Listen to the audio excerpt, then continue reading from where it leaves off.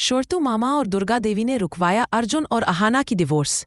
जी हाँ दोस्तों, बड़े घर की छोटी बहू के एपिसोड में कोर्ट रूम का माहौल किसी भी कत्र से कम नहीं था, जहां दो प्यार करने वाले अपने ही रिश्ते का गला घोटने आए थे। अर्जुन, जिसका मन पिशमुनी और पोल्टू के जहरीले बहकावे में आकर पत्थर बन चुका था, एक हठधर्मी बच्चे की तरह उस अलगाव को स्वीकार करने को तैयार था। दूसरी ओर अहाना, जिसकी आंखों में स्वाभिमान की आग जल रही थी, उसने अपनी तकदीर को उस इंसान पर थोपना जरूरी नहीं समझा जिसे वह अब अपनी जरूरत नहीं मानती थी। जज के सामने दोनों ने अपने अपने हस्ताक्षर तलाक के कागजों पर कर दिए। स्याही की एक बूंद जो कागज पर टपकी, उसने मानो उनके 7 जन्मों के बंधन को पल भर में हमेशा के लिए तोड़ दिया। यह एक ऐसी असहनीय पीड़ा थी जिसे दुर्गा देवी, जो कोर्ट रूम के बाहर खड़ी थी, अपनी नसों में महसूस कर रही थी। दुर्गा देवी अंदर के दृश्य से आंखें मूंद कर तुरंत श्रोतु मामा की ओर बढ़ीं, जो अब उनके लिए एक अपरिचित संसार में एकमात्र विश्वसनीय सहारा थे। उनके चेहरे पर मां की व्यथा और एक रणनीतिकार का दृढ़ संकल्प साफ झलक रहा था। हो गया मामा, उन्होंने एक धीमी टूटी हुई आवाज में कहा। वो दोनों अलग हो गए कागज पर, लेकिन मेरा कलेजा कहता है यह उनकी आखिरी जुदाई नहीं है। मैं अच्छे से जानती हूं कि अर्जुन अभी भी अहाना से असीम प्रेम करता है, बस वह हमारे घर के विषैले माहौल और षड्यंत्रों के दबाव में आकर ये विनाशकारी फैसला ले रहा है। श्रोतु मामा ने स्नेह से दुर्गा देवी के हाथों को थामा।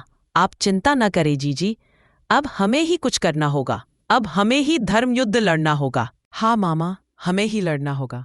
मैं ये जानती हूं कि अगर उन्हें वापस प्यार का एहसास दिलाना है तो उन्हें किसी भावनात्मक झटके की जरूरत है। ये दोनों भले ही कागजों पर अलग हो जाए, लेकिन मैं अहाना को घर ले जाकर ही रहूंगी। पोल्टू और पिशिमुनी ये समझेंगे कि उनका रास्ता साफ हो गया है, लेकिन उन्हें पता नहीं कि अब मैं ही इस खेल की अगली बाजी चलने वाली हूं। दुर्गा देवी ने एक अभूतपूर्व योजना बनाई। वे खुद बीमार पड़ने का ढोंग करेंगी।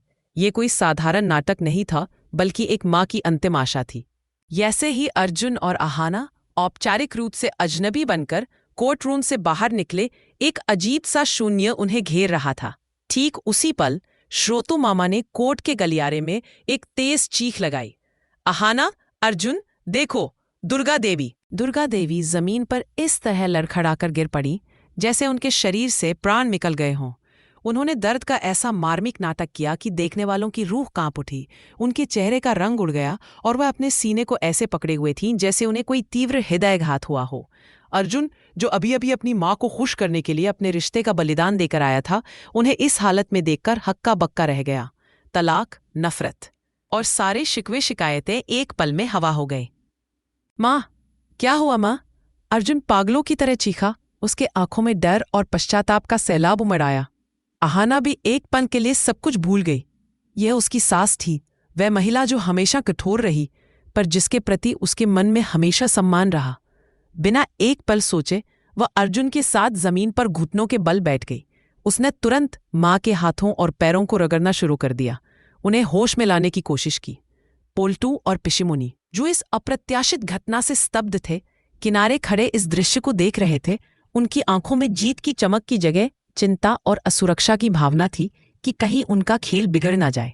अर्जुन ने तुरंत अपनी मां को गोद में उठाया और श्रोतु मामा की मदद से उन्हें पास के अस्पताल ले गए। अस्पताल के कॉरिडोर में अर्जुन का मन गहन द्वंद्व में फंसा था। एक तरफ उसकी मां की जान पर बनी थी और दूसरी तरफ अहाना, जिसे उसने अभी अभी अपने जीवन से निकाला था। वह एक पल के लिए भी मां से दूर नहीं हो रही थी। आईसीयू के दरवाजे पर डॉक्टर ने उन्हें बताया कि यह इमोशनल कार्डियक शॉक का मामला है। मां का दिल परिवार के टूटने का गम बर्दाश्त नहीं कर पाया। यह सुनकर अर्जुन और अहाना दोनों की आंखें भर आईं। उन्हें अपनी स्वार्थपरता का एहसास हुआ। दुर्गा देवी अपनी योजना के अनुसार होश में आने के बावजूद दर्द में होने का नाटक करती रहीं। उन्होंने कोमलता से केवल अहाना को अपने पास रहने की आज्ञा दी। अहाना ने बिना किसी विरोध या संकोच के अपनी सास की निस्वार्थ सेवा शुरू कर दी। उसने रात भर जागकर उनकी देखभाल की। उसने उन्हें दवाइयां दी, उनके माथे पर सहानुभूति का हाथ फेरा और उन्हें सांत्वना दी। एक बार जब अर्जुन कमरे से बाहर था, अहाना ने प्यार से दुर्गा देवी के पैरों में सरसों के तेल की मालिश की और धीमी आवाज में कहा, माँ, आप जल्दी ठीक हो जाइए। आपके बिना ये घर वीरान हो जाएगा। मुझे पता है कि मैंने आपसे बहुत बार शिकायतें की हैं, पर आप मेरी माँ जैसी है। यह सब जो दुर्गा देवी सुन और महसूस कर रही थी, उनके नाटक को और भी यथार्थवादी बना रहा था। लेकिन यह अर्जुन के लिए एक जागृति थी। उसने देखा कि जिस लड़की पर उसने विश्वासघात और लालच का आरोप लगाकर घर से निकाला था, वह आज ईमानदारी और समर्पण के साथ उसकी माँ की सेवा कर रही थी। उसने देखा कि पिशमुनी और पोल्टू, जो क्षणिक खुशी में थे, वे तो अस्पताल के खर्चों और जायदाद की बातें कर रहे थे, जबकि आहाना चुपचाप माँ की सेहत के लिए प्रार्थना कर रही थी। अर्जुन को अचानक याद आया कि आहाना ने कोर्ट में गुजारा भत्ते का 1 रुपया भी लेने से इनकार कर दिया था। मुझे भीख नहीं, मेरा आत्मसम्मान चाहिए, आहाना की ये शब्द उसके कानों में गूंजने लगे। यह नज़ारा अर्जुन के हृदय पर एक अमिट छाप छोड़ गया। उसने महसूस किया कि पिशमुनी और पोल्टू ने उसे केवल भरम दिया था, जबकि आहाना का प्रेम भले ही अव्यक्त रहा हो, वह सच्चा था। अपनी माँ की जीवन मरण की स्थिति और आहाना के अतुलनीय समर्पण को देखकर अर्जुन को अपनी गलती का तीव्र एहसास हुआ। डॉक्टर ने उन्हें बताया कि दुर्गा देवी की हालत अब खतरे से बाहर है, पर उन्हें मानसिक शांति की सख्त जरूरत है। यह सुनते ही अर्जुन ने एक साहसिक फैसला लिया। वह तुरंत अपनी जेब में हाथ डालता है, जहां अभी भी तलाक के कागजात मौजूद थे। उन कागजात को बाहर निकालकर बिना किसी से एक शब्द कहे उसने उन्हें 2 टुकड़ों में फाड़ दिया, फिर 4 टुकड़ों में, जब तक कि वे पूरी तरह से बेमानी नहीं हो गए। यह सिर्फ एक कागजात का फटना नहीं था, बल्कि अर्जुन के अहंकार और गलतफहमियों का अंत था। उसने आहाना की तरफ देखा। उसकी आंखें कृतज्ञता और अपार प्रेम से नम थीं। आहाना, उसने भारी आवाज में कहा, तुमने मेरी माँ को बचाया और तुमने मुझे भी बचाया। मैं अंधा हो गया था। मैं जानता हूं कि मेरे शब्द तुम्हें ठेस पहुंचाते हैं, पर मैं तुम्हें सच में बहुत प्यार करता हूं। मैंने जो भी किया उसके लिए मुझे क्षमा कर दो। हमारे बीच अब कोई तलाक नहीं होगा। हमारा रिश्ता अटूट है। आहाना की आंखों से आंसू बह निकले, पर इस बार वह दर्द के नहीं बल्कि स्नेह की पुष्टि के थे। उसने प्यार से सिर हिलाया। जब वे दुर्गा देवी को घर वापस लेकर आए तो घर के द्वार पर त्योहार जैसा माहौल था।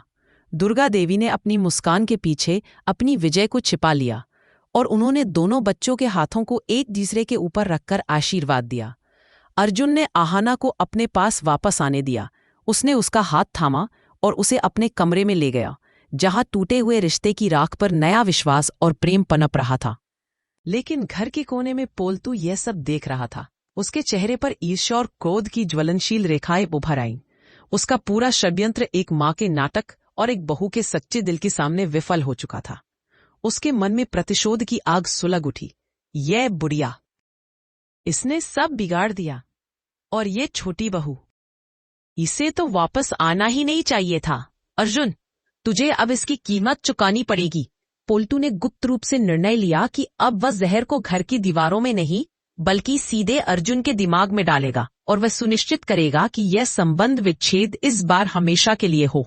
अब यह प्यार की जीत सिर्फ एक इंटरवल थी और असली जंग तो अभी शुरू होनी बाकी है। आज के एपिसोड में बस इतना ही। कमेंट में बताएं यह स्टोरी कैसा लगा।